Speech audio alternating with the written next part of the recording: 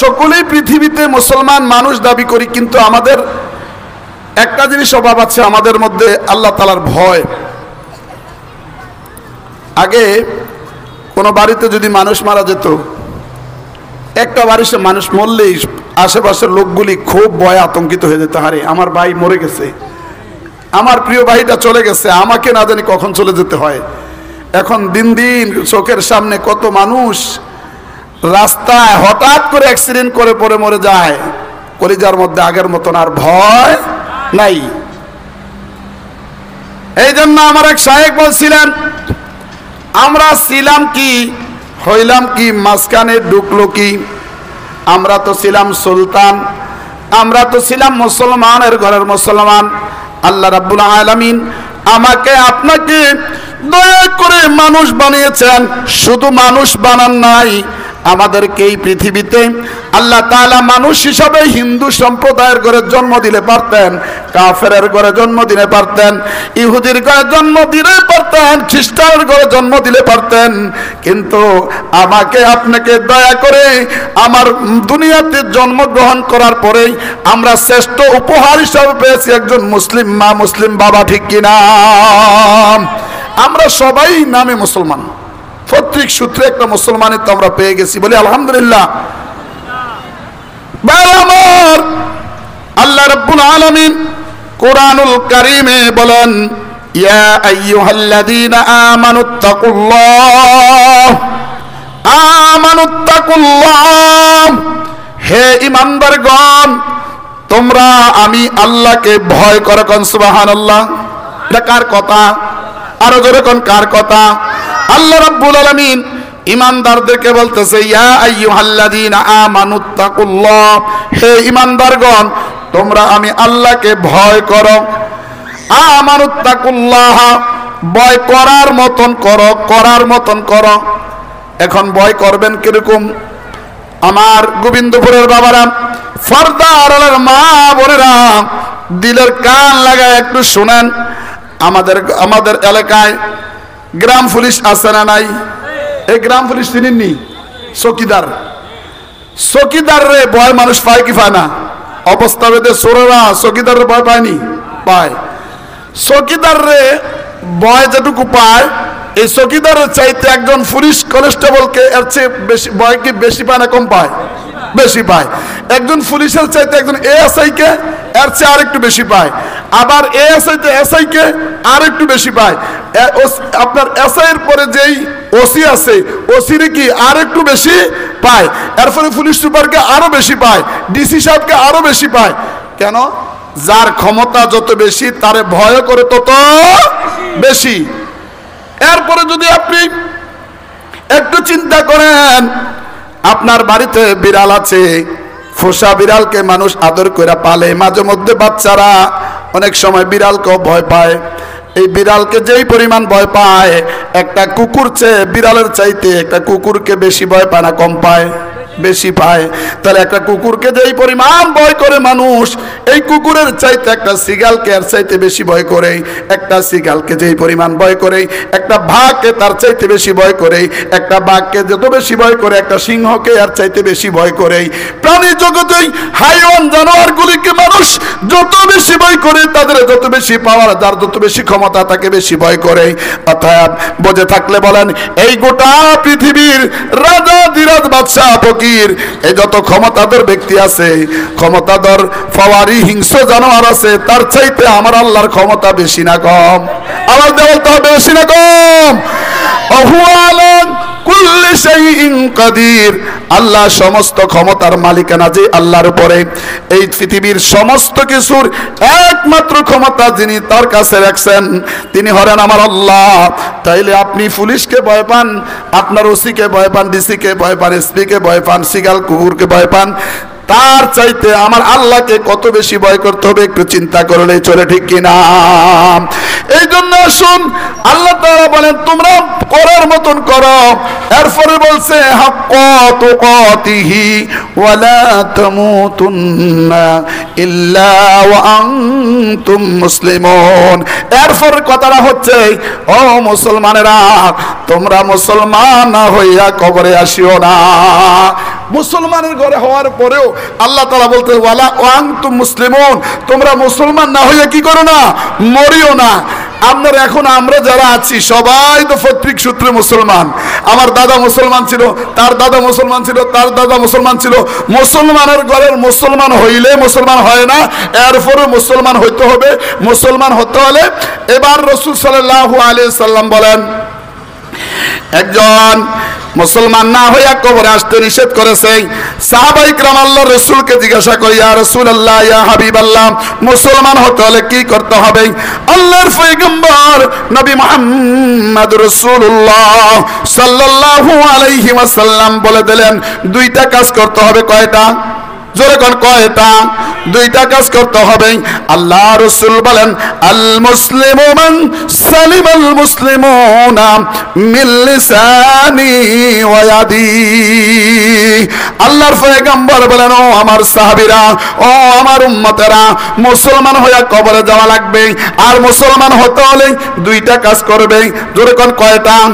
দুইটা কাজ করবে। দুইটা কাজ করবে। মিল্লিসানি, জবানের হেফাজত করবে। কিসের হেফাজত? আওয়াজ দিয়ে বলতে হবে, কিসের হেফাজত? ও বড় গোবিন্দপুরের মুসলমান আমার আব্বারা, যুবক ভাইরা, আজকে আমাদের জবানের কোনো লাগাম নাই। সকাল থেকে সন্ধ্যা পর্যন্ত জবান দিয়া যা আসে বলতেই থাকে, ঠিক কিনা? জবানের সকাল থেকে সন্ধ্যা পর্যন্ত অসংখ্য মিথ্যা কথা বলি, অসংখ্য গীবত শেখায়ত করি, অসংখ্য মানুষের বিরুদ্ধে কথা বলি। এই জবানের হেফাজত করার জন্য কে বলেছেন কোন? আল্লাহর পয়গম্বর বলেন, দুই নম্বরে হচ্ছে হাতের হেফাজত করতে হবে। এক নম্বর জবান, দুই নম্বরে হাতের হেফাজত। এই দুইটা কাজ করতে পারলেই তুমি খাঁটি মুসলমান হয়ে যাবে। কান সুবহানাল্লাহ। আমার বন্ধুরা, আমার ভাইরা, আমরা ছিলাম কি, হইলাম কি, আর আগেকার যুগের মানুষগুলো ছিল কি, হইল কি? একটা ঘটনা বললে আপনারা বুঝবেন। হযরত ওমর ফারুক রাদিয়াল্লাহু তাআলা ইসলাম কবুল করার আগে তিনি ইসলামের শত্রু ছিলেন না বন্ধু ছিলেন? আওয়াজ দিতে হবে। শত্রু ছিল না বন্ধু ছিল? কেমন শত্রু ছিল রে বাবা? আল্লাহর পয়গম্বর নবী মুহাম্মদ রাসূলুল্লাহ সাল্লাল্লাহু আলাইহি ওয়াসাল্লামের গলা কাটার জন্য, গর্দান শিরচ্ছেদ করার জন্য আবু জাহেলের ওই পুরস্কারের ঘোষণা পাইয়া আল্লাহর পয়গম্বরের শির মুবারক নেওয়ার জন্য আসলেন। শির তনের নেই, আল্লাহ তাআলা কবুল করার কারণে এই খাঁটি বেঈমানদা সঙ্গে সঙ্গে আল্লাহর পয়গম্বরের কালিমা পড়ে মুসলমান হয়ে এই লোকটা সোনার মানুষ হয়ে গেছে। কান সুবহানাল্লাহ। বন্ধুরা আমার, আল্লাহর পয়গম্বর নবী মুহাম্মদ রাসূলুল্লাহ সাল্লাল্লাহু আলাইহি ওয়াসাল্লাম তার সাহাবী হযরত ওমরের খেলাফতের আমলে সিরিয়া সবচাইতে বাণিজ্যিক এলাকা ছিল, বর্তমান সময়ে থাইল্যান্ড। এরপরে আপনার বাংলাদেশের মধ্যে ওই যে দেখেন বাণিজ্যিক এলাকা চট্টগ্রাম বন্দর এলাকাগুলি, ওই সময়ের জন্য সবচাইতে বাণিজ্যিক, সবচাইতে দামি আপনার ব্যবসায়িক এলাকা ছিল সিরিয়া। সিরিয়ার একটা এরিয়ার নাম হচ্ছে আপনার হিমস। ওই হিমসের গভর্নর হিসাবে আল্লাহর পয়গম্বরের সাহাবী হযরত ওমর, সারা পৃথিবীর অর্ধজাহানের খলিফা হযরত ওমর রাদিয়াল্লাহু তাআলা, তার আপনার একজন গভর্নর হিসাবে একজন ব্যক্তিকে নির্বাচিত করলেন। তার নাম ছিল সাইদ ইবনে আমর আল জুমাই। ওই সাইদ ইবনে আমরকে আপনার হিমসের গভর্নর বানালেন। হিমসের গভর্নর হওয়ার পরে ওই সাইদ ইবনে আমর যখন হিমসের গভর্নর, একদিন ওই হিমস থেকে কিছু লোক হযরত খলিফা ওমরের কাছে গেলেন। ওমর রাদিয়াল্লাহু তাআলার কাছে যাওয়ার পরে হযরত ওমর রাদিয়াল্লাহু তাআলার কাছে আপনার গেলেন একটা দল, একটা কাফেলা। যাওয়ার পরে তাদের সাথে মত বিনিময় হলো। রাষ্ট্রপ্রধান হযরত ওমর আপনার তাদেরকে বলা হলো, আপনারা হিমস থেকে এসেছেন, ওই হিমসের গভর্নর সাইদ ইবনে আমর আছে, আপনারা ওই হিমসের আপনার ওই এলাকার জন্য গরিবদের একটা তালিকা তৈরি করেন, যারা অসহায় আছে, গরিব আছে, তাদেরকে একটা তালিকা করে আমার কাছে দেন।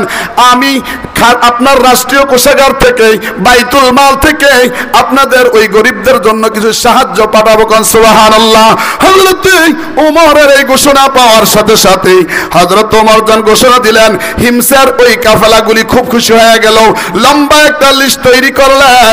আর লিস্ট তৈরি করতে গিয়া সর্বপ্রথম 1 নম্বরে হিমসের বর্তমান গভর্নর আপনার হযরত সাঈদ ইবনে আমরের নামটা আগে লেখা হলো। কোন সুবহানাল্লাহ। যেই এলাকাটা বাণিজ্যিক এলাকা, ধনাঢ্য এলাকা, এত বড় ধনাঢ্য এলাকার গভর্নরটা আপনার ধনী হওয়া স্বাভাবিক না গরিব হওয়া স্বাভাবিক? কথা বলে না, কি বলেন? ধনী হওয়া স্বাভাবিক ছিল না? কিন্তু লিস্ট করতে বলছে, আর লিস্টের মধ্যে সর্বপ্রথম নামটা আসলো হিমসের গভর্নর সাঈদ ইবনে আমরের নামটা 1 নম্বরে। হযরত ওমর রাদিয়াল্লাহু তাআলা লিস্টটা তাকাইলেন, লিস্টের মধ্যে দেখে আফসোস আশ্চর্য হয়ে গেলেন, হায় রে, ওই হিমসের গভর্নর হিসাবে আমি যাকে গভর্নর বানিয়ে দিলাম সাঈদ ইবনে আমর, আমার নিয়োগপ্রাপ্ত সেই সাঈদ দেখা যায় সবচাইতে গরিব, তার নামটাই আগে এসেছে। এই কথাটা পাওয়ার পরে হযরত ওমর রাদিয়াল্লাহু তাআলা আন্তরিকতার সাথে 1000 স্বর্ণ মুদ্রা আপনার একটা ফুটলা বানাইয়া সাঈদ ইবনে আমরের জন্য স্পেশাল ভাবে পাঠাইলেন। কোন সুবহানাল্লাহ। ওই মদিনার দূত, এই খবর মদিনার দূত হযরত ওমর রাদিয়াল্লাহু তাআলার থেকে আপনার ওই 1000 স্বর্ণ মুদ্রার সেই ফুটলিটা নিয়ে আপনার চলে গেলেন হিমসের গভর্নরের বাড়িতে। গভর্নরের বাড়িতে আসসালামু আলাইকা ইয়া সাঈদ বলে যখন তার ঘরে প্রবেশ করলেন, ঘরে প্রবেশ করার পরে ওই টেবিলের উপরে তার সামনে নিয়ে উপঢৌকনগুলি রাখলেন, আর উপঢৌকনগুলি গাট্টিটা ফুটলিটা খুলে দেখলেন 1000 মুদ্রা স্বর্ণ। এবার সাথে সাথে হযরতে সাঈদ ইবনে আমর যখন স্বর্ণের এই ফুটলিটা দেখলেন, সঙ্গে সঙ্গে পড়লেন ইন্না লিল্লাহি ওয়া ইন্না ইলাইহি রাজিউন, এমন আওয়াজ দিয়ে পড়লেন। পাশে তার বিবি আওয়াজ পাওয়ার পরে ডাক দিয়া বলল, গো গভর্নর, ও স্বামী সাঈদ, কি ব্যাপার? আপনার কাছে মদিনা থেকে দূত এসেছে, হযরত ওমরের পাঠানো সেই দূতের খবর কি বার্তা নিয়ে এসেছে? আপনি কেন ইন্না লিল্লাহ পড়লেন? না জানি ওমর বিন খাত্তাব রাদিয়াল্লাহু তাআলাকে কতল করে ফেলেছে নাকি মারা গেছে, আপনি দয়া করে বলেন।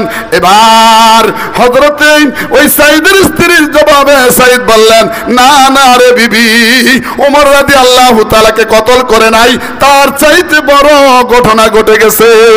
তার চাইতে কি বড় ঘটনা ঘটে গেছে? বিবি আশ্চর্য হয়ে গেলেন। এবার ডাক দিয়া বললেন, ওগো স্বামী, কি ব্যাপার? এর চাইতে বড় ঘটনা কি? মদিনার মধ্যে নাকি সব আপনার কোনো যুদ্ধ হইতেছে নাকি? যুদ্ধের মধ্যে এত পরিমাণ মুসলমান শহীদ হয়েছে, এই জন্য ইন্নাল্লাহ পড়ছেন? কয় না না না, তাহলে আপনি কেন ইন্নাল্লাহ পড়লেন? তাড়াতাড়ি করে বলেন। নাকি আপনার কোন অপরাধের কারণে হযরত ওমর রাদিয়াল্লাহু তাআলা আপনার কল্লাটা কাটার জন্য রেডি হয়েছে নাকি? না রে না বিবি, তার চাইতে আরো বেশি ভয়ঙ্কর। কয় কি কি? কয় আমার ঘরে ঢুকছে দুনিয়া আখিরাতকে খতম করার জন্য। কোন সুবহানাল্লাহ। ঘরে দুনিয়া ঢুকছে, দুনিয়া। আর আজকে দুনিয়ার প্রতি কত লোভ মানুষের। যেই মানুষগুলি 1 পয়সার জন্য মানুষ খুন করত, ঠিক কিনা ভাই?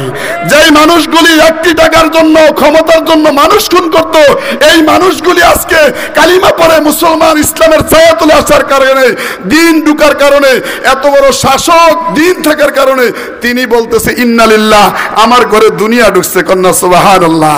সাথে সাথে বিবিরে ডাক দেয়া বলেন, বিবি তুমি একটা কাজ করতে হবে, মদিনার দুধ থাকতে থাকতেই আমার ঘরে যে স্বর্ণ মুদ্রা এসেছে এগুলিকে মদিনার অলিতে গলিতে গরিবদের মাঝে বিলিয়ে দাও। তিনি থাকতে থাকতে আমার ঘর থেকে আগে সরাও। কান সুবহানাল্লাহ। আমাদের মহিলারা যদি হইতো, এই গোবিন্দপুরের কোন স্ত্রী যদি হইতো, এত বড় ফুটলা পাওয়ার পরে বলতো আপনার মাথা খারাপ হয়েছে নাকি? আমাদের ঘরে চাল নাই, ডাল নাই, এটা নাই, সেটা নাই, কত সমস্যা আছি, এইটা বুঝছে তো ওমর ফারাইছে, ঠিক কিনা? হযরত আমর বিন সাঈদের স্ত্রী সঙ্গে সঙ্গে আপনার স্বামী যখন অনুমতি দিলেন, আদেশ করলেন, সঙ্গে সঙ্গে ওই ফুটলিটা নিয়ে ওই হিমসের গভর্নরের এরিয়ার ভিতরে যত গরিব আছে তাদের কাছে এগুলি বিলিয়ে দিলেন। কোন সুবহানাল্লাহ। এই ঘটনাটা দেখার পরে দূত চলে গেলেন সেই মদিনায়। মদিনায় গিয়ে হযরত ওমর রাদিয়াল্লাহু তাআলাকে ডাক দিলেন, ওগো খলিফা, জীবনে এত বড় মানুষ আমি আর দেখি নাই, যেই মানুষটার করে আপনার কোনো খাবার নাই, মানুষটা গরিব, এরপরেও এত সুন্দর স্বর্ণ মুদ্রা পাওয়ার পরেও এগুলিকে গ্রহণ করে নাই। আমার উপস্থিত থাকা অবস্থায় তার স্ত্রীর মাধ্যমে এগুলি গরিব দুঃখীদের মধ্যে বিলিয়ে দিছে। কারণ সুবহানাল্লাহ। হযরত ওমর আশ্চর্য হয়ে গেলেন, কি ব্যাপার? আমরকে আমি একটু দেখতে হবে। সাইদ ইবনে আমরের কাছে তিনি যাবে, কাফেলা রেডি করলেন, রেডি করে আপনার চলে গেলেন মদিনায় আর হিমসে যাওয়ার পরে ওইখানে যখন খবর হলো যে ওমর রাদিয়াল্লাহু তাআলা হিমসে আসতেছে, এই মুহূর্তে যদি শুনেন যে আমাদের চান্দিনাতে ডক্টর ইউনূস আসতেছে, এই এলাকার দল বিদল সবাই মিলেমিশে যাবে না গিয়া? কথা বলেন, যাবে কি যাবে না? যখন বলছে যে ওমর আসতেছে, এই খবর পাওয়ার পরে কয়েক ঘন্টার ভিতরে মানুষ জড়ো হতে লাগলো। এবার এত মানুষের মধ্যে হযরত ওমর চিন্তা করে একটা পরীক্ষা করে লাই, সাইদ ইবনে আমরকে আমি গভর্নর বানাইছি, একটা পরীক্ষা করি। পরীক্ষাটা কি? এবার ডাক দিয়া আপনার বলতেছে,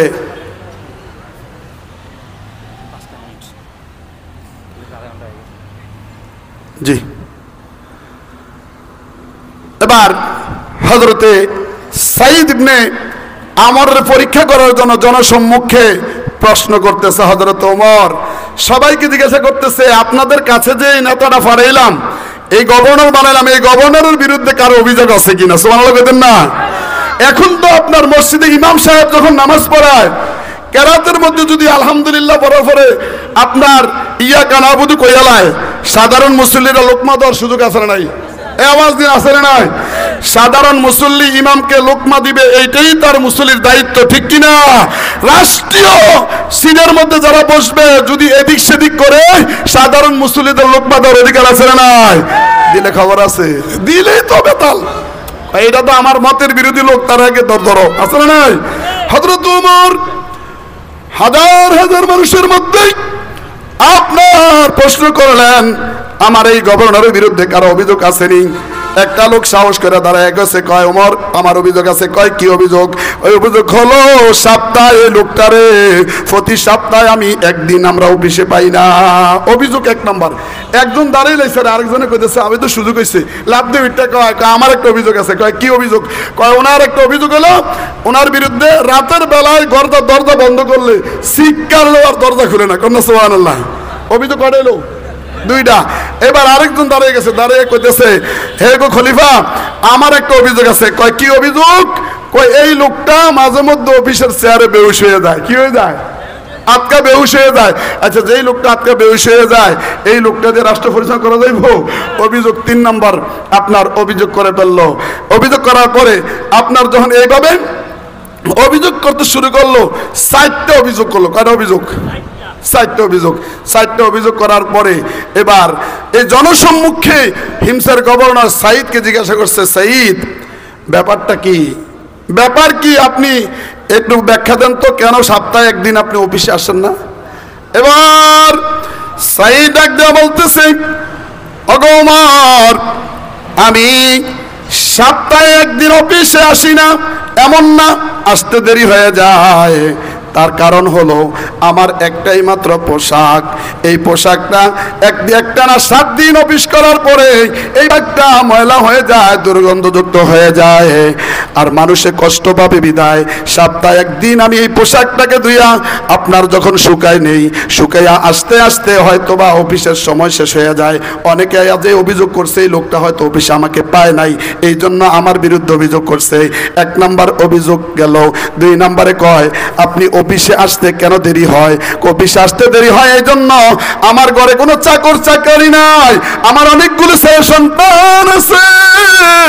সকালবেলা ঘুম থেকে উঠে আমার বিবির রান্না বান্না, তরকারি কোটা, দোয়া মোছা করা, ছেলে সন্তানের সেবা শুশ্রী করতে একা পারে না, তাকে একটু সহযোগিতা করি। কন্যা সুবহানাল্লাহ। 3 নম্বর হলো ওমর, 3 নম্বরে আপনি রাতের বেলা দরজা বন্ধ করে রাখেন। ব্যাপারটা কি? ব্যাপারটা রাখি। কয় রাতের বেলায় বন্ধ করি, এই কথাটাও কি বলতে হবে নাকি? কয় হ্যাঁ বলেন। কয় আমি রাতের এই কথাটা বলতে চাইছিলাম না, সারাদিন আমি মানুষকে নিয়ে রাষ্ট্রীয় কাজে ব্যস্ত থাকি, রাতের বেলায় সন্তানদেরকে কিছু সময় দেওয়ার পরে বাকি ঘুমাই, ঘুমানোর পরে দাঁড়াইয়া দাঁড়াইয়া আমার মাওলাকে একটু সময় দিই। কারণ সুবহানাল্লাহ। ও যুবকেরা, আমাদের সমাজের অনেক যুবকেরা আছে, ফেসবুকে সময় দেওয়ার সুযোগ আছে, বন্ধুকে সময় দেওয়ার সুযোগ আছে, চায়ের আড্ডায় সময় দেওয়ার সুযোগ আছে, আমার আল্লাহকে সময় দেওয়ার মতন সুযোগ পায় না। কেন? যদি পাইতো আমাদের এই এলাকার এতগুলি মসজিদ আজান হলে পরে এক কাতার মুসল্লি হয় না, ঠিক কিনা? কি ভাই, ঠিক কিনা? আল্লাহকে সময় দেওয়ার কোনো সুযোগ পায় না, আল্লাহকে সময় দেওয়ার সুযোগ নাই। হযরত আমর বিন সাইদ বিন আমর বলতেছে, রাতের বেলায় আমি আমার মাওলার সাথে একটু সাক্ষাৎ করি। কন্যা সুবহানাল্লাহ। এইবার 3 নম্বর গেল। 4 নম্বরে আপনি বেহুশ হন কেন? আমার সময় নাই এই কথাগুলি আপনার উপস্থাপন করার মতন, ব্যাখ্যা করার মতন সময় একেবারে নাই, একেবারে নাই। অল্প সময়ের ভিতরে আমি যে কথাটা বলতে, লাস্ট সময়টা হলো আপনি মাঝে মধ্যে বেহুশ হয়ে যান কেন? এই ব্যাখ্যাটা হলো যে খুবাইব রাদিয়াল্লাহু তাআলাকে শহীদ যখন করেছিল তখন সাইদ বলতেছে, আমি তো ইসলাম কবুল করি নাই, কুফরি হালাতে থাকার কারণে আমার চোখের সামনে হযরতে ওমর রাদিয়াল্লাহু তাআলাকে, হযরতে খুবাইব রাদিয়াল্লাহু তাআলাকে যেভাবে কষ্ট দিয়ে পৃথিবী থেকে বিদায় করছে, তার এই দৃশ্য দেখলে আমি আর ঠিক থাকতে পারি না, আমি বেহুশ হয়ে যাই। কোন সুবহানাল্লাহ। এই ওমর রাদিয়াল্লাহু তাআলা তার শাসন আমলে তার গভর্নর, এই তারা তো অমুসলিম ছিলেন, তারা ছিল কি হইল কি, মাঝখানে ঢুকলো কি? তাদের মাঝখানে ঢুকছে কোরআন আর হাদিস, এই জন্য শোনার মানুষ হয়েছে। আর আমরা ছিলাম কি, হইলাম কি, লাস্ট মুহূর্তে কম আহারে করলাম কি? এই যে গুরুত্বপূর্ণ সময় আজকে যে মাহফিলটা, এই যে মাহফিলটা হইতেছে, এটা কি নবী নওয়াজের মাহফিল? কথাকার নবী নওয়াজের মাহফিল, ব্যক্তি এলাকার মাহফিল, এটা স্বয়ং কোরআনের মাহফিল, ঠিক কিনা বলেন? যারা কোরআন প্রেমিক, নবী প্রেমিক, তারা তো অবশ্যই মাহফিলের দিনের কোরআনের কারণেই তারা চলে আসবে, ঠিক কিনা বলেন? ভাইরা আমার, আপনার এই জীবনের 60 বছর 70 বছরের জিন্দগি থেকে 1 ঘন্টা সময় কুরবানি করবেন, হতে পারে কিয়ামতের ময়দানে আল্লাহ আপনাকে এর উসিলা মাফ করতে পারে। কি বলেন, পারে কি পারে না? ভাইরা আমার, ওমর রাদিয়াল্লাহু তাআলার মতন ব্যক্তিরা, এরা যদি দ্বীনকে তো মহব্বত করতে পারে, যে উমরকে বলা হয়তো আপনার মেজাজে উমর, 22টা আয়াত নাযিল হয়েছে ওমর রাদিয়াল্লাহু তাআলার মতের উপরে। কন্যা সুবহানাল্লাহ। হযরত ওমর রাদিয়াল্লাহু তাআলা একদিন আলী স্বপ্নে দেখতেছে, রাতের বেলায় একজন মহিলা আল্লাহ রাসূলের কাছে কিছু খেজুর নিয়ে আসছে। সুবহানাল্লাহ বলেন না? খেজুর নিয়ে আসছে, ফজর নামাজের পরে খেজুরগুলি বিলিয়ে দিছে, হযরত আলী একটা খাইছে, খাইয়ে কি মজা হয়েছে। সকালবেলায় মসজিদে যাই নামাজ পড়ছে, মসজিদে নববীতে নামাজ পড়ার পরে দেখলো একজন মহিলা বাস্তবে ওমর রাদিয়াল্লাহু তাআলার কাছে খেজুর নিয়ে আসছে। কন্যা সুবহানাল্লাহ। নিয়ে দিছে, খেজুর দেওয়ার পরে এবার খেজুর বন্টন হইতেছে, আলীকেও একটা খেজুর দেওয়া হয়েছে। আলী বলতেছে, ওমর খলিফা আপনাকে দয়া করে একটা খেজুর দিচ্ছে, আর কি মজা লাগলো, আরেকটা দেন। এবার ওমর রাদিয়াল্লাহু তাআলা বলতেছে, তোমার রাতের বেলায় স্বপ্ন যুগে আল্লাহ রাসূল যদি তোমাকে 2টা খেজুর দিত তাহলে আমি 2টা দিতাম, একটা দিছে এই জন্য আমি একটা দিছি। কারণ সুবহানাল্লাহ। অতএব এই এত বড় সাহাবী, এদের কত বিনয়ী ছিল, এরা কত নম্র ছিল, দিনের ব্যাপারে কত উদার ছিল। ভাইরা আসুন, আমরা হিংসা বিদ্বেষ ভুলে গিয়ে আমরা দিনের খাতিরে, ব্যক্তির সাথে না, দিনের খাতিরে আমরা এই মাহফিলে চলে আসি। আল্লাহ তাআলা আমাদের সবাইকে কবুল করে, সকলে বলে আমিন। সময় স্বল্পতার কারণে মাঝখানে কয়েকটি কথা বলেছি, এর ভিতরে তাড়াতাড়ি করতে গিয়ে কোনো ভুল ত্রুটি যদি হয়ে যায়, স্লিপ অফ টাং